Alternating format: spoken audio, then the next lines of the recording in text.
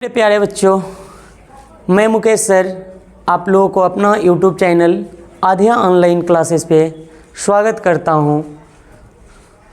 जैसा कि आप लोगों को बोर्ड पे लिखा हुआ दिख रहा होगा 59 क्लास 10 वास्तविक संख्याएं, यानी कि जो बच्चे इस बार क्लास 10 का यानी मैट्रिक का परीक्षा फरवरी में देने जा रहे हैं उनके लिए यह वीडियो मतलब कि कहा जाए तो सजवन बूटी से कम नहीं है, ये कहा जाए तो जड़ी बूटी का काम करेगा। ज़रूर इस वीडियो को आप लोग देखिएगा और अपने मित्रों तक शेयर ज़रूर करिएगा। चलिए मैं स्टार्ट करता हूँ। सबसे पहले हम लोग जो चैप्टर का नाम लिखे हैं वो वास्तविक संख्या है। यह वीडियो आप लोग शांति से देखिएगा, क्योंकि यह वीडियो देखने के बाद आप लोगों को उम्मीद करते हैं कि बिहार बोर्ड में क्वेश्चन छूटेगा नहीं, क्योंकि इस वीडियो में सबसे पहले थ्योरी पढ़ाएंगे, उसके बाद क्वेश्चन कराएंगे, टाइप वाइज क्वेश्चन कराएंगे। 4 टाइप में बिहार बोर्ड क्वेश्चन करता है, वो चारों टाइप को आपको कराएंगे। चलिए हम लोग ध्यान देते हैं। सबसे पहले हम लोग ये जानेंगे कि वास्तविक संख्या क्या होता है, इसके बाद हम लोग आगे बढ़ेंगे। वास्तविक संख्या को देखिए कर आगे बढ़ेंगे कि वास्तविक संख्या क्या है। तो वास्तविक संख्या के बारे में हम लोग जानेंगे कि वास्तविक संख्या क्या है। तो आप लोग पढ़े भी होंगे या नहीं पढ़े होंगे तो ध्यान दीजिएगा। वैसी संख्या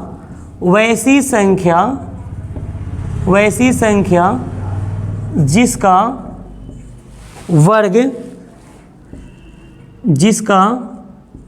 वर्ग और ऋणात्मक होता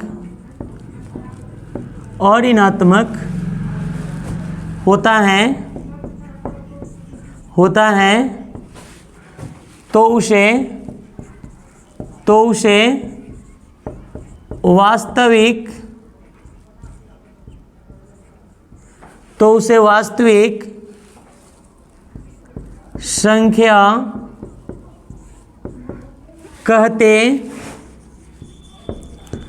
कहते हैं।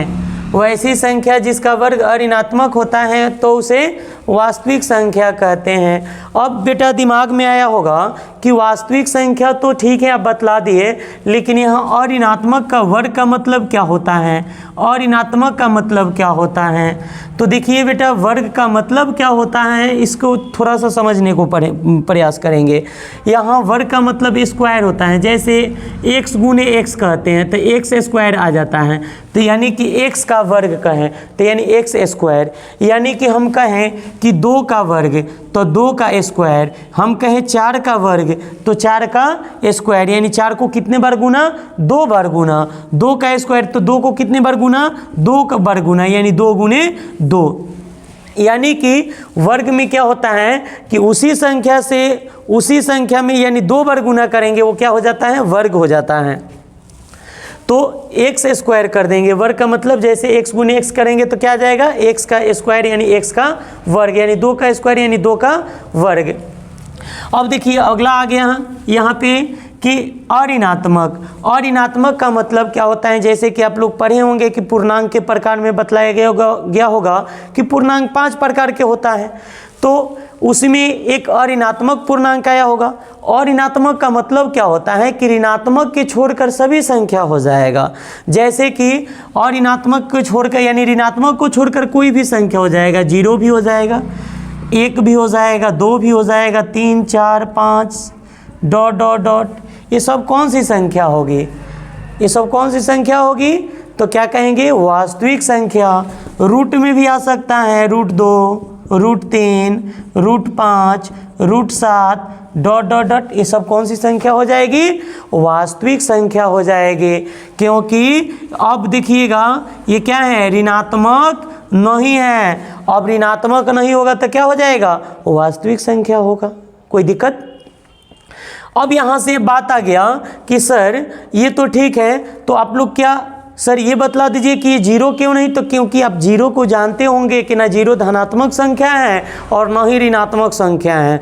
जीरो जो होता है चिन्ह रहित पूर्णांक होता है, जीरो के पास कोई साइन नहीं होता है, कोई साइनलेस होता है। इसलिए अगर कोई लिख देता है प्लस माइनस जीरो तभी ये गलत हो जाएगा, कोई प्लस जीरो तभी ये गलत हो जाएगा, माइनस जीरो तभी ये गलत हो जाएगा, क्योंकि जीरो के पास कोई चिन्ह नहीं होता है। इसलिए कोई अऋणात्मक कहेगा तभी जीरो उसमें आएगा, अधनात्मक कहेगा तभी उसमें जीरो आएगा, क्योंकि जीरो के पास कोई चिन्ह नहीं होता है। कोई दिक्कत?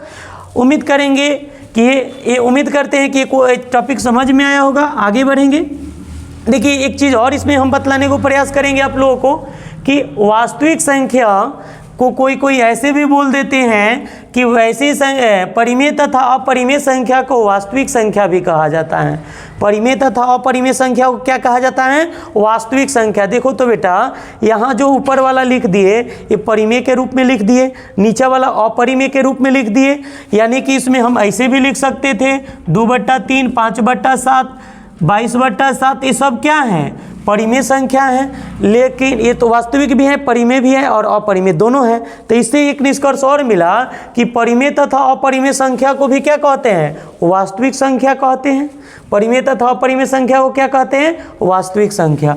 अब यहाँ से टॉपिक में आ जाता है कि परिमेय संख्या क्या है? परिमेय संख्या, तो ये बेटा ध्यान देंगे यहाँ कि परिमेय संख्या के बाद अगर हम बोली जाए, यहाँ परिमेय संख्या के बारे में अगर चर्चा की जाए तो आप क्या कहेंगे कि वैसी संख्या जो p/q के रूप में हो, वैसी संख्या जो p/q के रूप में हो, अर्थात जिसे p/q के रूप में लिखा जा सके, उसे क्या कहेंगे? परिमेय संख्या। यानी कि ध्यान देंगे वैसी संख्या जो p/q के रूप में हो, अर्थात जिसे p/q के रूप में लिखा जा सके, उसे क्या कहेंगे?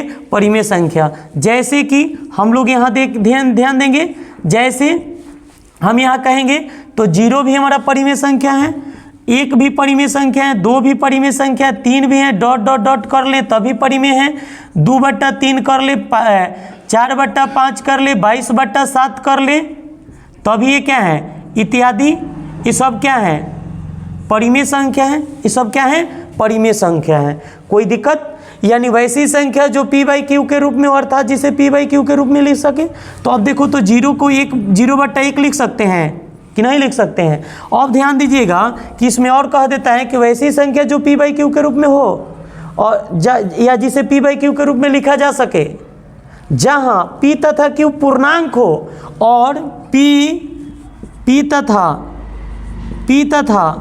q जो हो पूर्णांक हो और q = 0 हो। q का मान 0 के बराबर नहीं होना चाहिए। p और q क्या हो? पूर्णांक हो, लेकिन q 0 के बराबर नहीं होना चाहिए। तो यानी कि बाटा में जो है वो 0 के बराबर नहीं होना चाहिए। तो इसको 0/1 कर सकते हैं क्या? तो ये परिमेय के रूप में आ गया कि नहीं? हाँ, मेरा निचवा वाला 0 नहीं होना चाहिए। ये निचवा वाला ऐसे अगर 1/1 ये भी परिमेय हो जाएगा, 2/2 1 ये भी परिमेय हो जाएगा, 3/1 ये भी परिमेय हो जाएगा। क्या 1/0 लिख सकते हैं? तो कहिएगा नहीं लिख सकते हैं, क्योंकि अभी पहले ही ये कह रहा है कि q = 0, यानी q 0 के बराबर नहीं होना चाहिए। तो आप ये लिख रहे हैं तो ये गलत नहीं हो जाएगा। ये अनडिफाइंड, इसको परिभाषित करना संभव नहीं है। आगे ध्यान देंगे तो यहाँ से कोई दिक्कत है? अच्छा, एक चीज़ और दिमाग में आया कि आप लोगों से अगर कोई कह दे कि 4/9 जो है परिमेय संख्या है कि नहीं है, तो कहिएगा ये सर जी यहाँ से अगर निकालेंगे तो 2 बाहर निकल जाएगा, यानी 4 को 2 बार 3 निकल जाएगा, तो ये क्या हो जाएगा? परिमेय के रूप में आ जाएगा। ऐसे दिया रहे तभी बतला लीजिएगा, वहाँ देख लीजिएगा कि उसका वर्गमूल निकल रहा है कि नहीं निकल रहा है। ठीक है, आगे बढ़ते हैं। इसके बाद आप लोगों को आ जाता है अपरिमेय संख्या। क्या आ जाता है? अपरिमेय संख्या।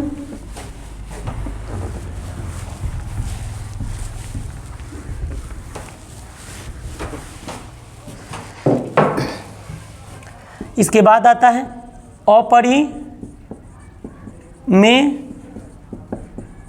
संख्या, यानी कि वैसी संख्या जो p/q के रूप में नहीं हो। यानी कि जो p/q के रूप में नहीं होगा उस क्या कहलाएगा?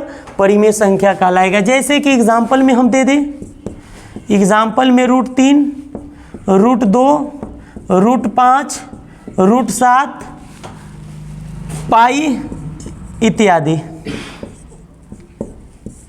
इत्यादि। ये सब क्या है? अपरिमेय है। ये सब क्या है? अपरिमेय। कोई 22/7 देगा तो कहिएगा परिमेय है, परिमेय है। लेकिन कोई पाई देगा तो कहिएगा अपरिमेय है, अपरिमेय है, अपरिमेय है। कोई दिक्कत? अब आगे बढ़ेंगे। इसके बाद ध्यान देंगे, परिमेय और अपरिमेय देख लिए। इसके बाद हम लोग देखेंगे वास्तविक संख्या को आगे चल के कितने भागों में बांटा गया था। वास्तविक संख्या को 2 भागों में बांटा गया है। ध्यान देंगे, वास्तविक संख्याएं, तो वास्तविक संख्या को 2 भागों में बांटा गया है। एक नंबर में नाम रखा गया है शांत संख्या, शांत संख्या। दूसरा नंबर का नाम रखा गया है अशांत संख्या, अशांत संख्या।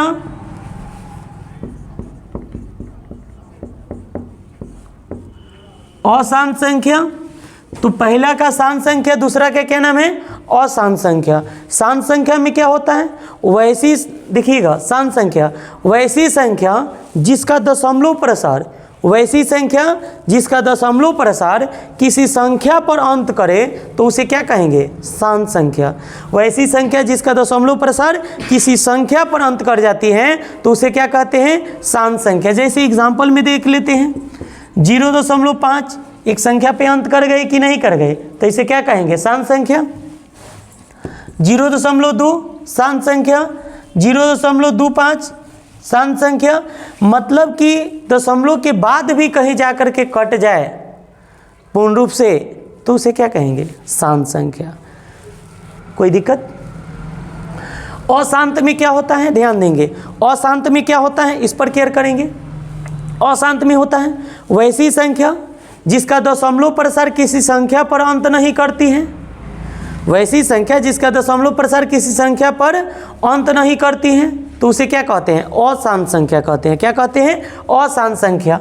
तो अशांत संख्या जैसे कि एग्जाम्पल में लिख लेते हैं, तो यहाँ से क्या देखेंगे कि अशांत संख्या जो होता है, जैसे 0.333333 डॉट डॉट डॉट, ये क्या है? अशांत संख्या है।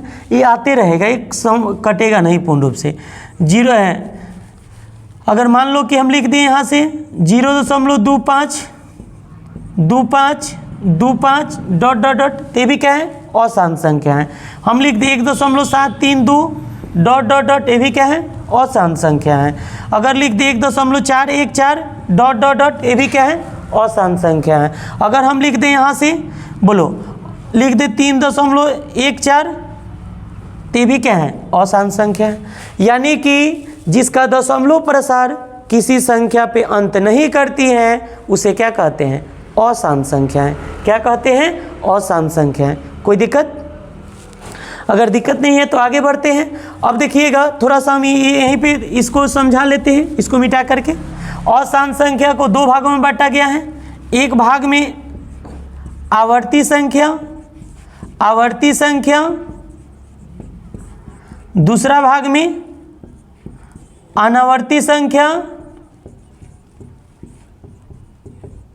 दूसरा भाग में अनावर्ती संख्या। एक भाग में, यानी कि अशांत संख्या को कितने भागों में बांटा गया है? 2 भागों में बांटा गया है। एक भाग के नाम क्या है? आवर्ती संख्या। दूसरा भाग के नाम क्या है? आवर्ती संख्या। कोई दिक्कत? किसी को वीडियो में दिक्कत नहीं है? दिख रहा है ना सब लोगों को? ठीक, आगे बढ़ते हैं।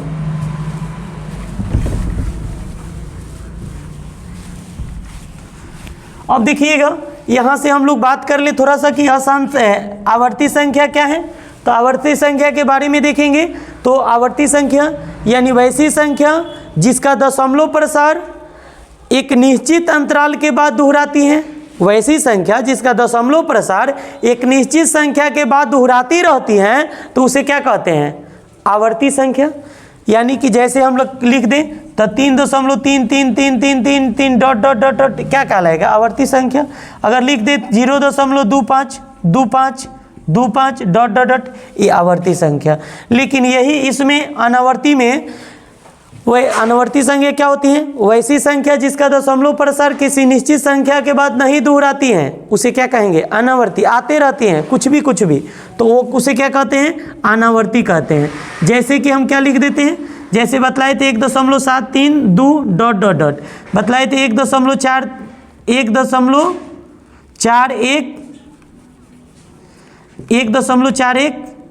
डॉट डॉट डॉट, यहाँ लिखे भी थे। इसके बाद बतला दिए थे कि 3.14 डॉट डॉट डॉट। कोई दिक्कत? इसको रुक जाइए। 1.41 ठीक है, वही चीज़ रहेगा। मतलब कि दशमलव के बाद वो क्या रिपीट नहीं करेगा, कुछ भी आते रहेगा, उसे क्या कहेंगे? आवर्ती संख्या। कोई दिक्कत? आगे बढ़ते हैं। अब समझ में आ गया होगा, वास्तविक को दो भागों में बांटा गया था, अशांत संख्या और अशांत संख्या। अशांत संख्या को दो भागों में बांटा गया था, आवर्ती संख्या और अनावर्ती संख्या। अगर यहाँ तक क्लियर हुआ होगा तो आगे बढ़ेंगे। अगला हम लोग का टॉपिक है शांत होने का शर्त। अगला क्या टॉपिक है? शांत होने का शर्त। शांत होने का शर्त। अब ध्यान देंगे, शांत होने का शर्त में थोड़ा सा ध्यान देंगे, इसको लिखेंगे हम लोग, ध्यान देंगे। यदि किसी परिमेय संख्या के हर में 2, 5 या 2 के पावर m गुने 5 के पावर n हो तो वह संख्या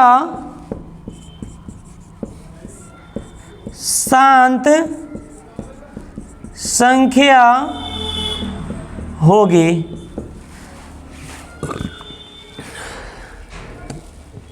ध्यान दीजिएगा, क्या लिखें? यदि किसी परिमेय संख्या के हर में 2, 5 या 2 के पावर m गुने 5 के पावर n हो तो वह संख्या शांत संख्या होगी। जैसे एग्जाम्पल में हम ले लें तो अगर हम कर दे क्या, मान लो कि यहाँ दे दे 5 बट्टा में 2, तो या तो 2 रहे तभी शांत होगा, तो क्या होगा? शांत होगा। या ऐसे कोई लिख दे 5/5 तभी क्या होगा? शांत होगा। या कोई ऐसे लिख दे 5/2 गुने 5 तभी ये क्या होगा? शांत होगा। यानी हर ये क्या होना चाहिए? 2 हो या 5 हो या 2 गुने 5 हो, या पावर में कुछ भी लिख सकते हैं, या ऐसे भी रख सकते हैं। कोई बोला कि सर यहाँ 5/2 के पावर 5 गुने 5 के पावर 10 कर देंगे तब शांत होगा। बिल्कुल शांत होगा, तभी ये क्या होगा? शांत होगा। कोई दिक्कत? लेकिन यही चीज़ को आप ऐसे कर दीजिएगा कि 5/2 गुने 3 रहेगा, तो अब कहिएगा ये शांत है, तो कहिएगा नहीं, ये शांत नहीं है। ये 2 और 5 के अलावा कोई अन्य संख्या भर में नहीं होना चाहिए तभी शांत होगा। लेकिन इसमें क्या आ गया? 3 आ गया, और 3 आकर के इसको क्या कर दिया? अशांत कर दिया। क्या कर दिया? अशांत कर दिया। कोई दिक्कत है? समझ में आया ना? आगे बढ़ते हैं। ध्यान रखिएगा, आज की क्लास में आप लोगों को पूर्ण रूप से समाप्त हो जाएगा। क्वेश्चन भी बड़ी मज़ा से बनाइएगा, क्वेश्चन छूटेगा भी नहीं, ये चैप्टर पूर्ण रूप से क्लियर हो जाएगा।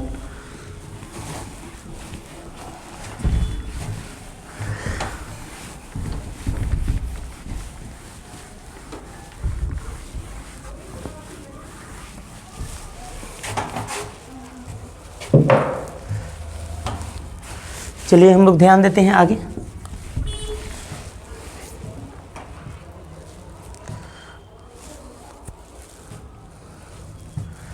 एक टॉपिक आ जाता है अशांत आवर्ती संख्या को परिमेय संख्या के रूप में बदलना। अशांत आवर्ती संख्या को परिमेय संख्या के रूप में बदलना, इस चीज़ पे हम लोग केयर करेंगे, ध्यान देंगे।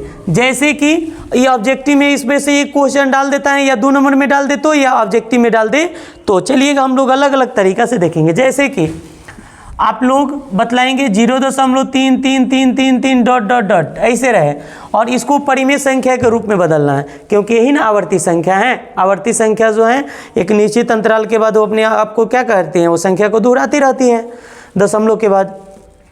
तो 0.3333। अब इसको हम लोग कैसे P/Q के रूप में बदलेंगे, ध्यान देंगे। तो यानी कि सबसे पहले लिखेंगे यहाँ हल, और लिख करके देखिएगा 1 नंबर में बनाना होगा तो डायरेक्ट बनाएंगे, ना तो 2 नंबरिया होगा तो क्या करेंगे, लिखेंगे एक बार 0.3333 डॉट डॉट डॉट हैं। इसके बाद लिखेंगे 0.3 पर रेकरिंग बैठा देंगे, यानी इसके हिंदी में बोलते हैं बार और इंग्लिश में बोलते हैं इसको रेकरिंग। अब रेकरिंग जैसे दीजिएगा यानी कि डॉट डॉट हटा देंगे और एक ही बार में उसको ऊपर क्या बैठा देंगे, रेकरिंग का चिन्ह बैठा देंगे।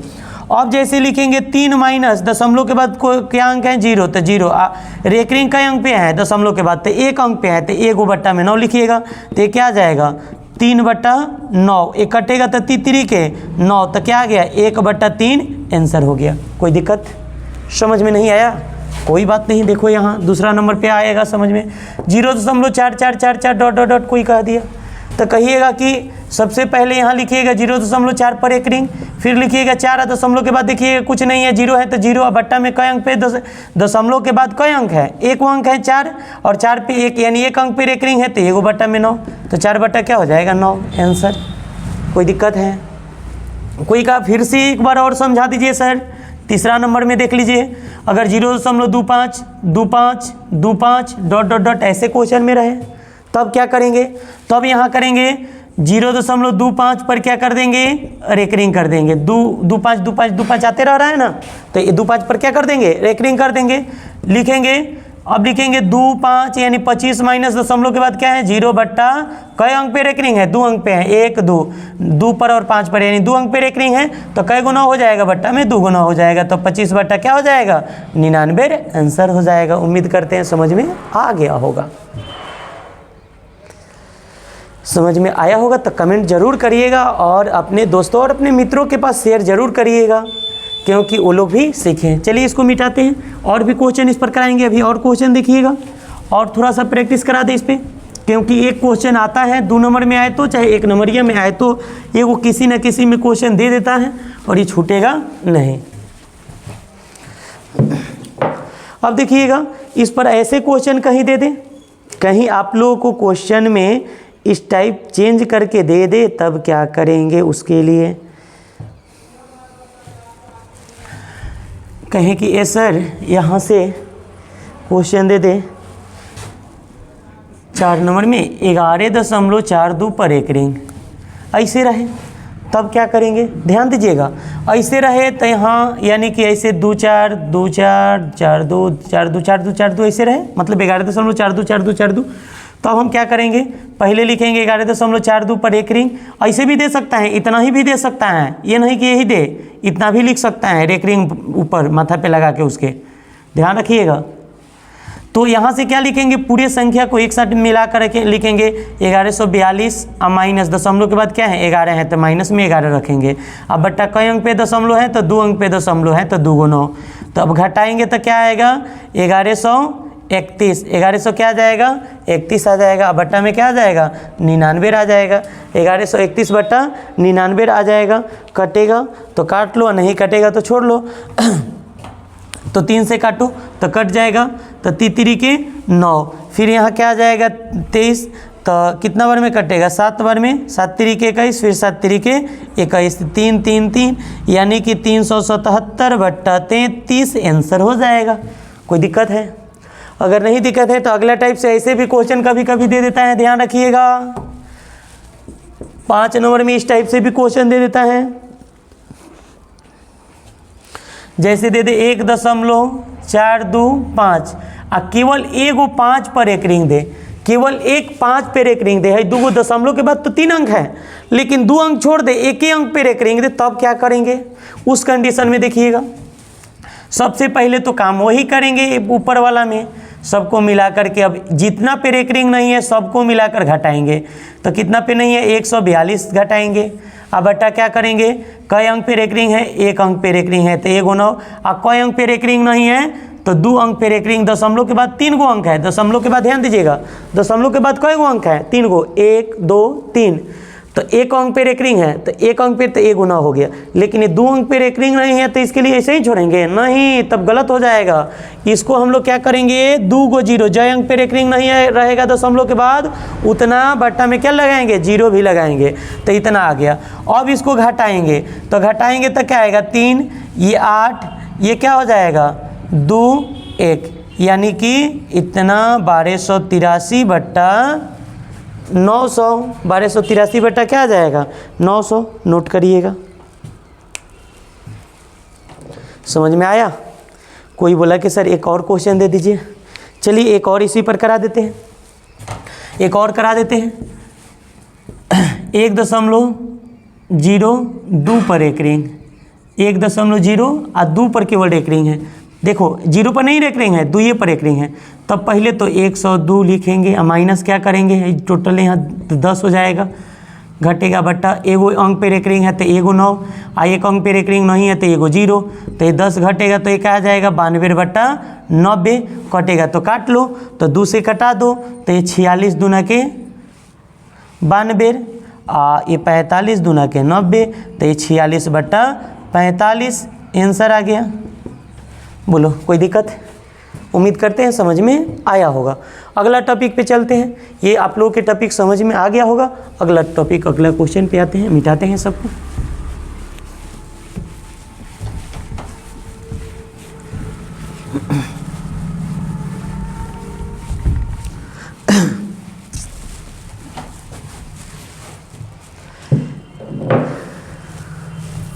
अब देखेंगे यूक्लिड विभाजन एल्गोरिथम। यूक्लिड विभाजन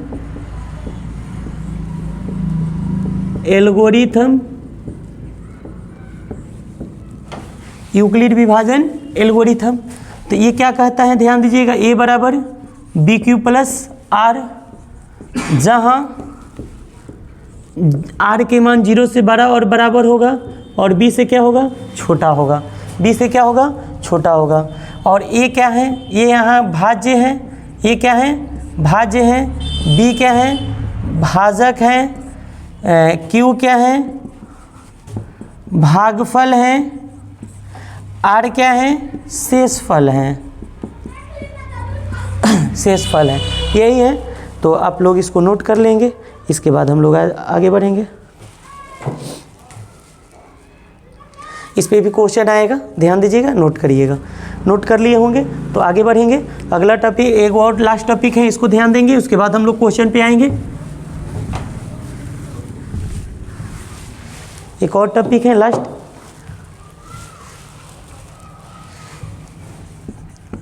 यदि A तथा B धनात्मक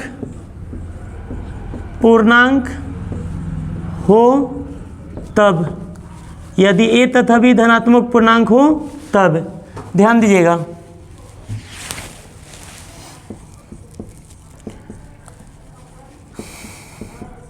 एलसीएम गुने HCF AB का, तो इसका सूत्र क्या हो जाता है, A गुने B। इसका सूत्र क्या हो जाता है, A गुने B। अगर एलसीएम निकालना होगा, HCF दिया होगा तब क्या करेंगे, AB दिया रहेगा तो A गुने B बटा HCF। अगर HCF निकालना होगा, अगर HCF निकालना होगा, ध्यान दीजिएगा, HCF निकालना होगा यानी कि तो क्या करेंगे, A गुने B बटा LCM। अगर हमको यहाँ से A निकालना होगा तो क्या करेंगे, LCM गुने HCF बटा B। अगर यहाँ से B निकालना होगा तब क्या करते हैं, ध्यान दीजिएगा, तो B निकालना होगा तो क्या करेंगे, B बराबर LCM गुने HCF बटा A। यही करके हम लोग क्या करते हैं, निकालते हैं। ये टॉपिक हम लोग का समाप्त हुआ। अब हम लोग टाइप वाइज क्वेश्चन देखेंगे, नोट कर लीजिए पहले।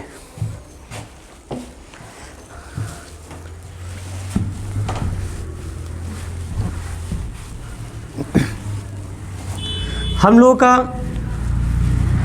जो है कुछ थ्योरी जो था वास्तविक संख्या का, ये हम लोग देख चुके। अब हम लोग देखने वाले हैं क्वेश्चन। अब हम लोग क्वेश्चन देखेंगे टाइप वाइज। जैसे टाइप्स 1 पे हम लोग क्वेश्चन देखेंगे। टाइप 1 में हम लोग क्वेश्चन देखेंगे।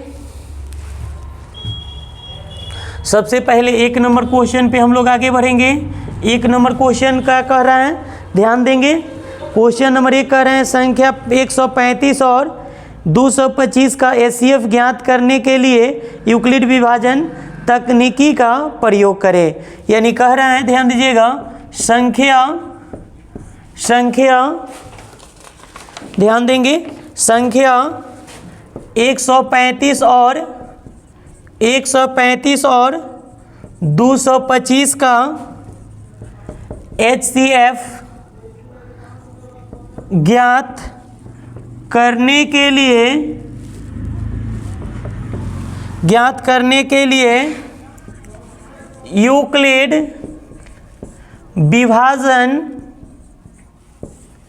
यूक्लिड विभाजन एल्गोरिथम का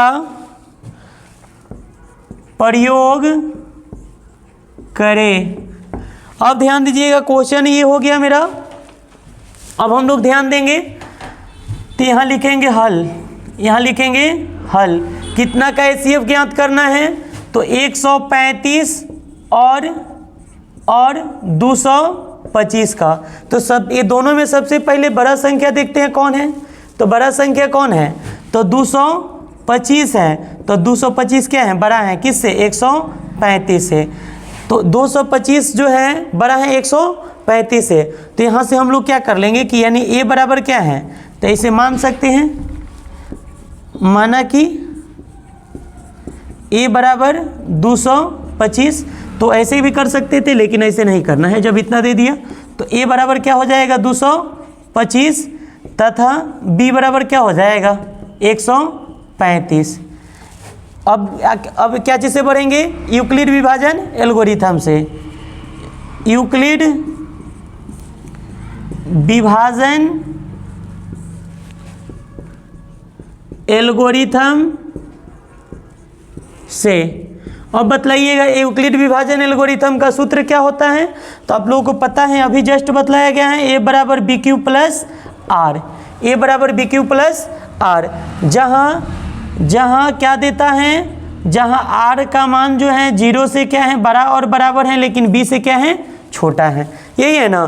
तो अब बोलिएगा ए के जगह क्या दिया है 225 बराबर बी के जगह क्या दिया है 135। अब बतलाइएगा कि 225, हम थोड़ा सा यहाँ समझाने को प्रयास कर रहे हैं, तो आप लोग ध्यान दीजिएगा। 135 से भाग करना है 225 में, तो 135 से भाग करेंगे कितना में 225 में, तो कितना बार में कटेगा ये बतलाइएगा। एक बार में, तो एक बार में तो 135 घटेगा तो क्या आएगा 0। यहाँ ये क्या हो जाएगा 22 में से 13 जाएगा तो क्या बचेगा 9, यानी कि 90।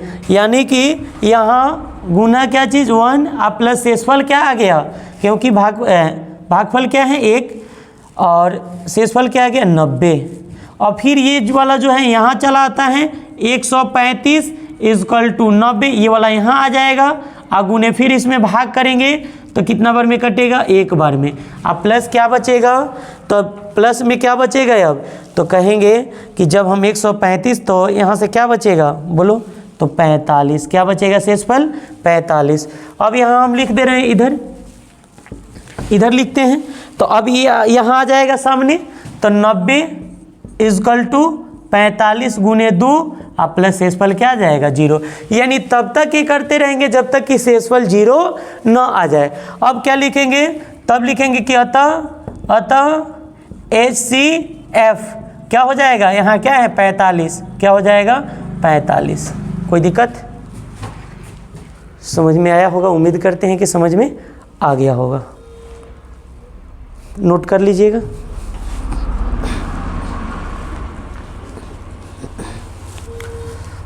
मिटाते हैं।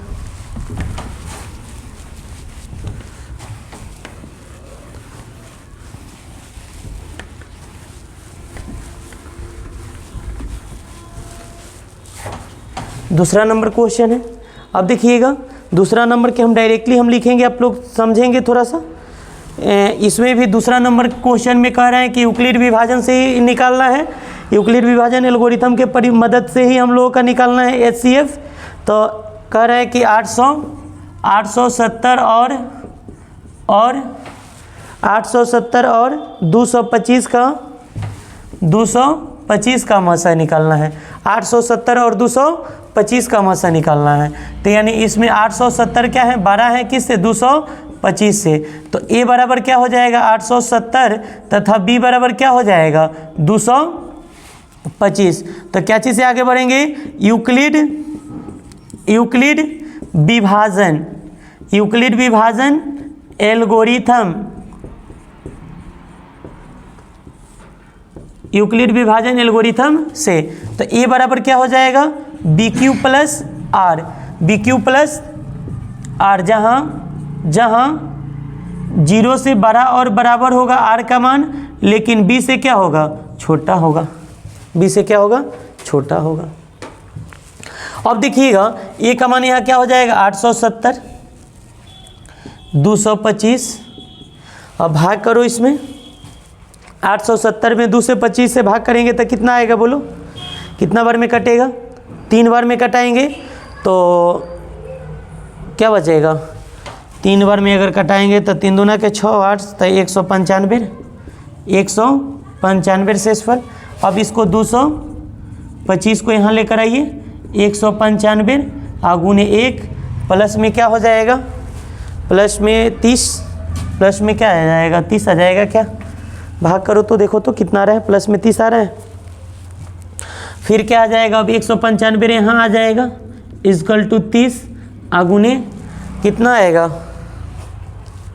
बोलो कितना बार में कट जाएगा, 6 बार में, यानी कि तो 6 बार में तो शेषफल क्या आ जाएगा 15, शेषफल क्या आएगा 15।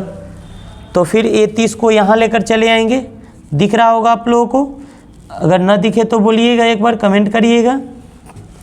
तो यहाँ से क्या लिख देंगे 2 प्लस 0 आ जाएगा, प्लस क्या आ जाएगा 0 आ जाएगा। तो अब ध्यान देंगे यहाँ तक तो क्लियर समझ में आया होगा। अब हम लोगों का यानी कि शेषफल 0 आ गया, तो अतः क्या लिख देंगे, अतः HCF क्या हो जाएगा, तो अतः HCF क्या हो जाएगा 15, कि HCF क्या हो जाएगा 15 आंसर आ जाएगा। कोई दिक्कत है, नहीं दिक्कत है, नोट करिए। वीडियो पसंद आए तो अपने दोस्तों के पास ज़रूर शेयर करिएगा और वीडियो को सपोर्ट करिएगा कि आप लोगों के लिए ऐसे ही मेहनत करते रहें और आप लोग सपोर्ट बनाए रखेंगे तो हौसला मेरा बढ़ा रहेगा। ओके, आगे बढ़ते हैं। हर टाइप पे आप लोगों को 5 क्वेश्चन करा देंगे, हर टाइप पे 5-5 क्वेश्चन कराएंगे, भले क्लास थोड़ा सा लॉन्ग जाएगा। चलिए तीसरा क्वेश्चन पे हम लोग आते हैं, तीसरा क्वेश्चन देखेंगे, यूक्लिड विभाजन वाला ही है,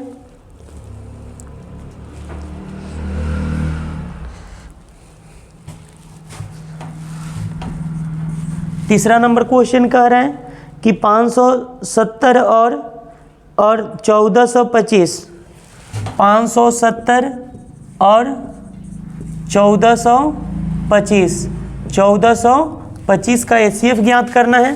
570 और 1425 का क्या ज्ञात करना है, HCF ज्ञात करना है। तो सबसे पहले देखेंगे कि इसमें बड़ा कौन है, तो 1425 जो है 570 से क्या है, बड़ा है, 570 से क्या है, बड़ा है। तो ये क्या कर देंगे, यानी कि A बराबर क्या है 1425 तथा B बराबर क्या है, B बराबर क्या है 570 है, यही है ना। तो यूक्लिड विभाजन एल्गोरिथम परिमेय से, यूक्लिड विभाजन एल्गोरिथम परिमेय से आगे बढ़ेंगे। तो यूक्लिड विभाजन एल्गोरिथम परिमेय क्या कहता है, A बराबर BQ प्लस R, वही सूत्र है, जहाँ 0 से बड़ा और बराबर R का मान होगा, लेकिन B से क्या हो जाएगा, छोटा होगा। तो A का मान कितना है 1425 इक्वल टू B का मान 570, अगुने भाग करो यहाँ, 570 से भाग करो, 1425 में कितना आ रहा है, तो 570 से भाग करोगे तो कितना बार में कटेगा, 2 बार में शेषफल क्या बचेगा 285, इस 2 प्लस शेषफल भी 285 आएगा। तो फिर इसको यहाँ लेकर चले जाओ 570 इक्वल टू 200, इसको यहाँ लेकर चले जाओ 85, अब इससे भाग करेंगे तो कितना बार में, तो बोलिएगा, तो 2 बार में कटेगा, कितना बार में कट जाएगा, 2 बार में कटेगा, फिनिश हो जाएगा, शेषफल क्या बचेगा 0। तो क्या लिख देंगे, अतः HCF क्या हो जाएगा 285 आंसर। कोई दिक्कत, ठीक है। पहला टाइप पे 3 को क्वेश्चन कराएं, तीनों को प्रैक्टिस करिएगा।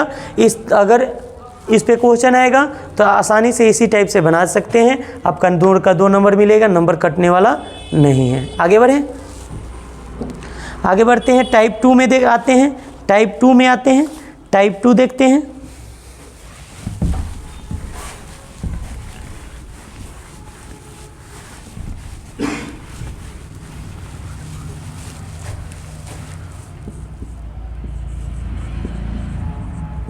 टाइप 2 में आते हैं, टाइप 2 का 1 नंबर क्वेश्चन देखते हैं। कह रहा है 1 नंबर क्वेश्चन, अभाज्य गुणनखंड विधि द्वारा, क्वेश्चन कह रहे हैं ध्यान दीजिएगा, अभाज्य गुणनखंड विधि द्वारा, अभाज्य गुणनखंड विधि द्वारा 7, 11 एवं 19 का मस और लस ज्ञात करें। मतलब कि कह रहे हैं कि 7, 11, 19 का मस और लस क्या करना है, ज्ञात करना है। और किस विधि से ज्ञात करना है, तो अभाज्य गुणनखंड विधि से ज्ञात करना है। तो लिखेंगे हल क्या क्या है, 7 है, 11 है और 19 है। लिखते हैं सबसे पहले 7, तो 1 गुने 7 करेंगे, 11 तो 1 गुने 11, 19 तो ऐसा दिया है, सब अभाज्य संख्या है, तो 19। अब देखिएगा, तो अतः चाहे ऐसे ही लिखो, मस कितना हो जाएगा, तीनों में कॉमन क्या है 1 है, तो कॉमन 1 है, तो मस क्या हो जाएगा 1। लस क्या हो जाएगा, लस तो सबको गुना कर लो, 7 गुने 11 गुने 19, 11 गुने 19, 1 से गुना करेंगे बात वही आएगा, कोई परिवर्तन नहीं होगा। तो गुना करेंगे तो क्या आएगा 1463, क्या आएगा 1463। आप लोग गुना कर लीजिएगा, देखिएगा 1463 आ रहा है। कोई दिक्कत, आगे बढ़े। चलिए दूसरा नंबर क्वेश्चन पे आते हैं। दूसरा नंबर क्वेश्चन नोट कर लीजिएगा।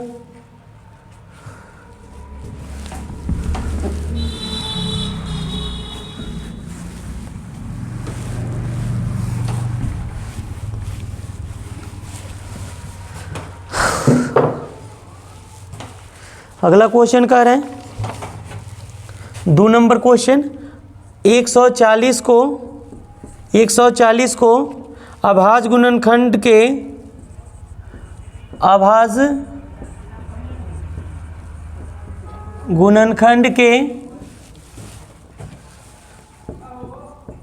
गुणनफल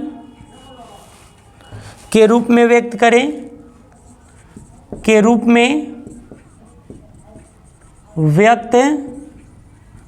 करें। ये क्वेश्चन आ गया, बहुत आसान सा क्वेश्चन है। इस टाइप से आए तो सबसे पहले यहाँ लिखेंगे हल।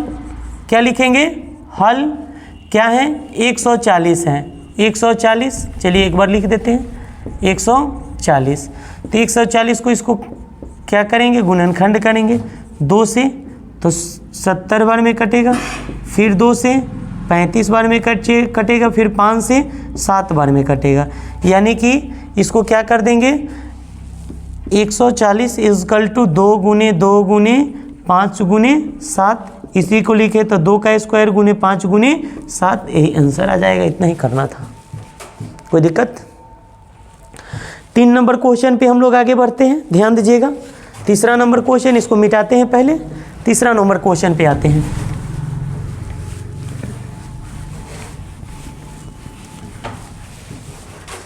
ध्यान देंगे तीसरा नंबर क्वेश्चन क्या कह रहे हैं इसका।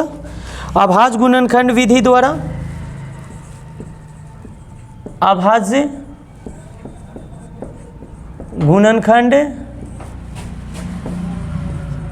विधि द्वारा, अभाज्य गुणनखंड विधि द्वारा 6, 8 एवं 22 का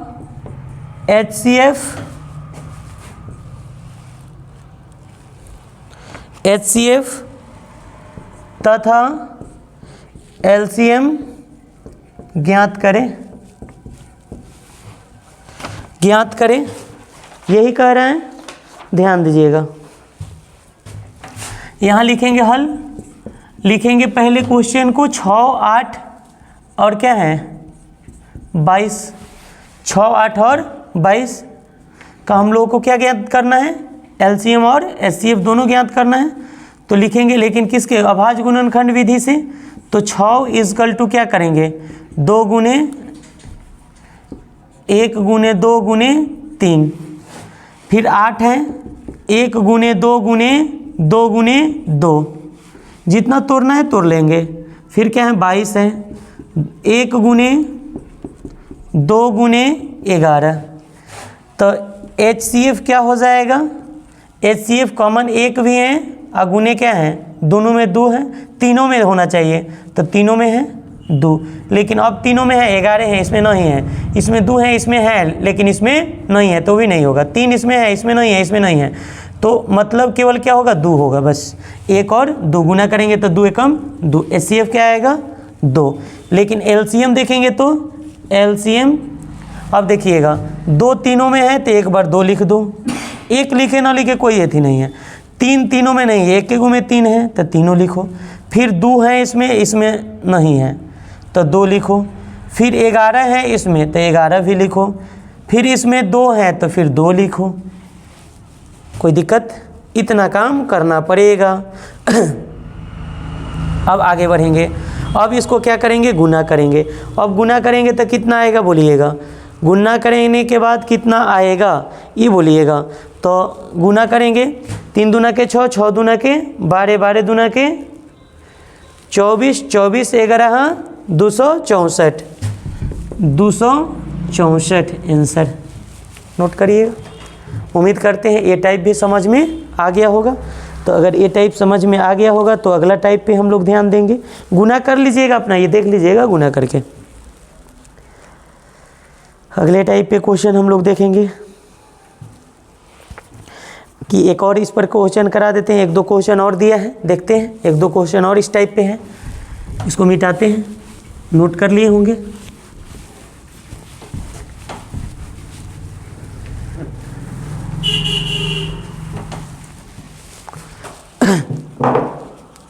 क्वेश्चन है, अगला क्वेश्चन है, ध्यान दीजिएगा, ध्यान दीजिएगा। अगला क्वेश्चन है 3 नंबर क्वेश्चन हो गया था, 4 नंबर क्वेश्चन में देखेंगे।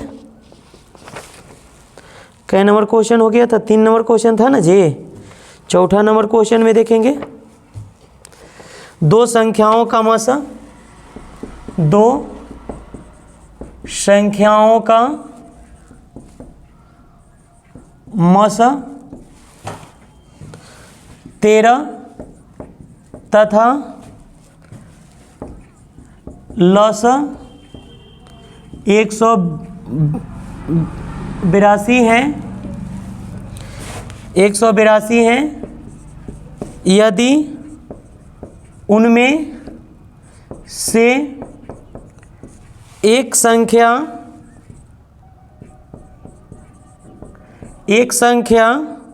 26 है तो दूसरी संख्या ज्ञात करें। यही क्वेश्चन है कि 2 संख्याओं का मसा, 2 संख्याओं का मसा 13 तथा लसा 142 है, 82 है।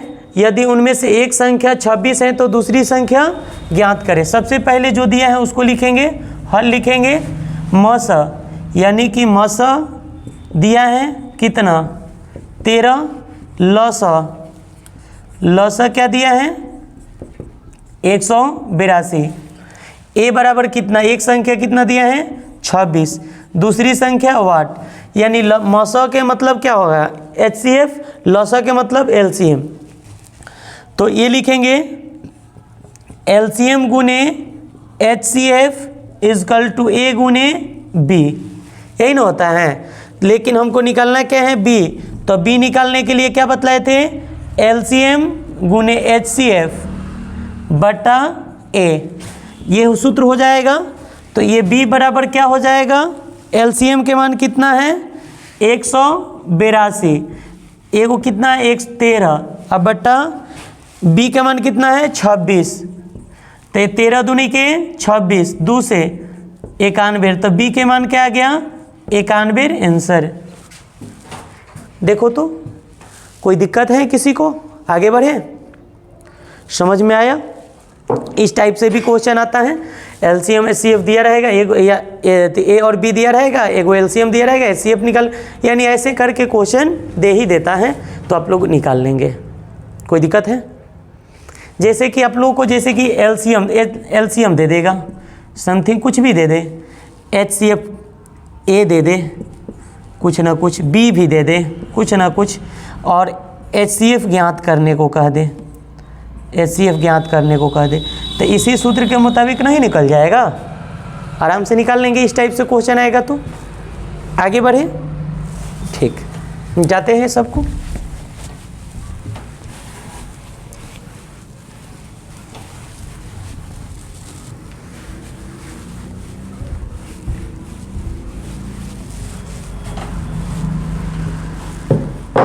एक क्वेश्चन और बतलाते हैं इसी पर एक क्वेश्चन और बतलाते हैं, 5 नंबर क्वेश्चन हो जाएगा।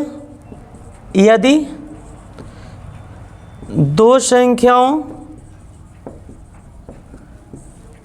दो संख्याओं का मस 18 तथा